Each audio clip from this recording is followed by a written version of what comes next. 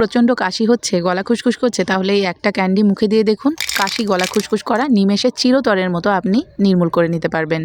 আচ্ছা বন্ধুরা, একটা লজেন্স বা ক্যান্ডি খেয়ে যদি কাশি বা গলা খুসখুসের মতো সমস্যা আমরা চিরতরে দূর করতে পারি, তাহলে ব্যাপারটা অনেক সুন্দর হয়, তাই না?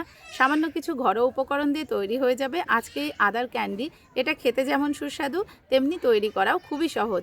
চলুন প্রথমে উপকরণগুলো দেখে নিন। প্রথমেই উপকরণগুলোর নাম: আদা, লবঙ্গ, গোলমরিচ, বিট লবণ, আখের গুড়, চিনি আর কর্নফ্লাওয়ারের মিক্সচার গুঁড়ো করা। এরপর আছে লঙ্কা গুঁড়ো। এখানে রয়েছে 50 গ্রাম আখের গুড়। এর জন্য লাগছে আমাদের ঠিক 100 গ্রাম চিনি। আর এখানে চিনি আর কর্নফ্লাওয়ার দুটো একসঙ্গে মিক্স করা গুঁড়ো করে আছে 50 গ্রাম আদা, 6টা লবঙ্গ, আছে কিছু গোলমরিচ, আর আছে হাফ চা চামচ লঙ্কা গুঁড়ো। এবার আদাটাকে সুন্দর করে ছিলে নিতে হবে, মানে খোসা ফেলে দিতে হবে। বিট লবণের কোনো সঠিক পরিমাপ নেই, তৈরি করার সময় আপনার টেস্ট অ্যাকর্ডিং আপনি দিতে পারেন। আদাটা ছোট ছোট করে পিস করে কেটে নিয়ে একটা গ্রাইন্ডারের জারের মধ্যে নিয়ে নিয়েছি। এর মধ্যে গোলমরিচ, লবঙ্গ এগুলোও দিতে হবে। আর দিয়েছি আমি 2 টেবিল চামচ পরিমাণ জল। সুন্দর করে গ্রাইন্ড করে নিয়েছি, যাতে সুন্দর করে রস বার করে নেওয়া যায়।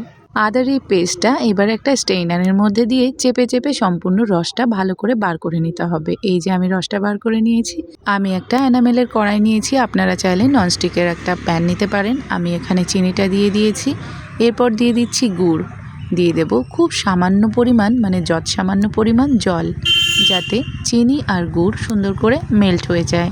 এই জিঞ্জার ক্যান্ডি তৈরি করার সময় সবথেকে যেটা বেশি মনে রাখতে হবে সেটা হলো লো টু মিডিয়াম ফ্লেমেই কিন্তু এই ক্যান্ডিটা তৈরি করতে হবে। একটু নাড়াচাড়া করতেই চিনিগুলো মেল্ট হতে শুরু করেছে।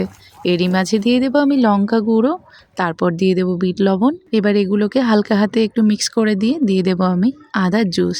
যেহেতু আদার জুস দেওয়ার পর বেশ অনেকটা সময় লাগবে এটা রিডিউস হতে, মানে কম হতে, তাই গ্যাসের ফ্লেমটা একটু বাড়িয়ে দিলেও অসুবিধা নেই। এরই মাঝে দিয়ে দিলাম আমি আমচুর পাউডার, একটা ট্যাঙ্গি বা একটা টকটক সাদানোর জন্য। আদার রস আর আমচুর পাউডার দিতেই দেখবেন ওপর থেকে একটা ফেনা তৈরি হবে। এই ফেনাগুলো কিন্তু হালকা হাতে তুলে ফেলে দিতে হবে, এতে করে ক্যান্ডিগুলো একদম স্বচ্ছ হবে। অন্যদিকে আমি একটা স্টিলের থালা নিয়েছি, তার ওপর সামান্য একটু সাদা তেল নিয়ে ব্রাশ করে সারা থালায় সুন্দর করে স্প্রেড করে দিয়েছি। এরপর কিছু কাঠি নিয়েছি আইসক্রিমের, সেগুলো আমি সাজিয়ে দিচ্ছি। হালকা করে জাল হতে হতেই কিন্তু ক্যান্ডির মিক্সচারটা অনেকটা গাঢ় হয়ে এসেছে, মানে এই যে বাবলসগুলো খুব হালকা হতে শুরু করবে, যখন খুব আস্তে আস্তে বাবল তৈরি হবে তখন বুঝতে হবে এই মিশ্রণটা অনেকটা গাঢ় হয়ে এসেছে। এবার 2-4 ফোঁটা আমি জলের মধ্যে দিয়ে টেস্ট করে দেখব এটা কতটা সঠিকভাবে তৈরি হলো। গরম ক্যান্ডির মিশ্রণটা জলের মধ্যে দিতেই ঠান্ডা হয়ে গেছে। এবার আমি হাতে করে তুলে একটু ক্যান্ডির শেপ দিয়ে স্টিলের গায়ে ঠোকা দিয়ে দেখাচ্ছি কেমন শব্দ হচ্ছে, মানে এটা একদম শক্ত হয়ে গেছে, পারফেক্টভাবে রেডি হয়েছে। এবার গরম থাকতে থাকতে যত তাড়াতাড়ি সম্ভব ক্যান্ডিগুলো তৈরি করে নিতে হবে। কিছুটা আমি দিয়েছি কাঠির ওপরে, যাতে এগুলো বাচ্চারা খাওয়ার সময় গলায় বেঁধে না যায়।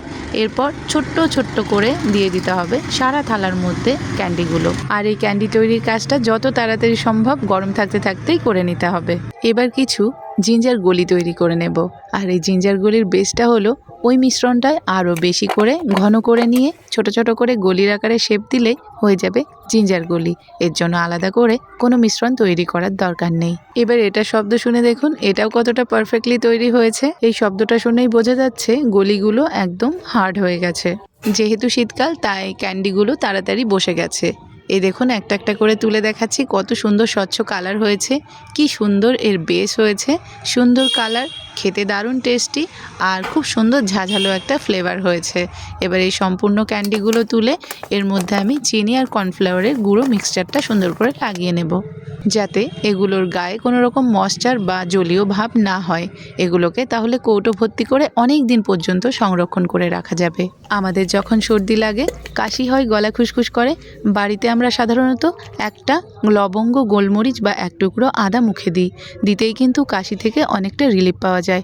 তাই আমি এগুলো দিয়েই ক্যান্ডি তৈরি করে দেখালাম। এই মিষ্টি ঝাঁঝালো স্বাদের ক্যান্ডিগুলো খেলে যখন তখন কাশি থেকে রিলিফ পাওয়া যায়। আশা করি আমার আজকের এই আদার ক্যান্ডি আর গলি তৈরির ভিডিও আপনাদের অনেক ভালো লেগেছে। ভালো লাগলে প্রতিদিনের মতো একটা লাইক দিয়ে বেশি বেশি করে শেয়ার করে দেবেন, যাতে এই সহজ পদ্ধতিটা ফলো করে আদার ক্যান্ডি আর গলি সবাই বাড়িতে তৈরি করে রাখতে পারে।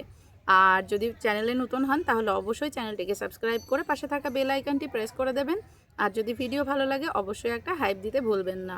আমি অনুরোধ করছি বন্ধুরা, এই আদার ক্যান্ডি আর গলি আপনারা অবশ্যই বাড়িতে তৈরি করে রাখবেন, কারণ অনেক সময় দেখা যায় সর্দি কাশির জন্য ওষুধ খেলে ঠান্ডা সর্দি বসে যায়, অনেক কষ্ট হয়।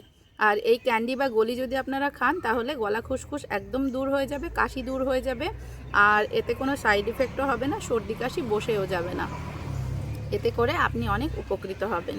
তো আজকের ভিডিওটা এই পর্যন্তই, আশা করি আপনাদের ভালো লেগেছে। পরবর্তী একটা ভিডিওতে আবার দেখা হচ্ছে। টাটা।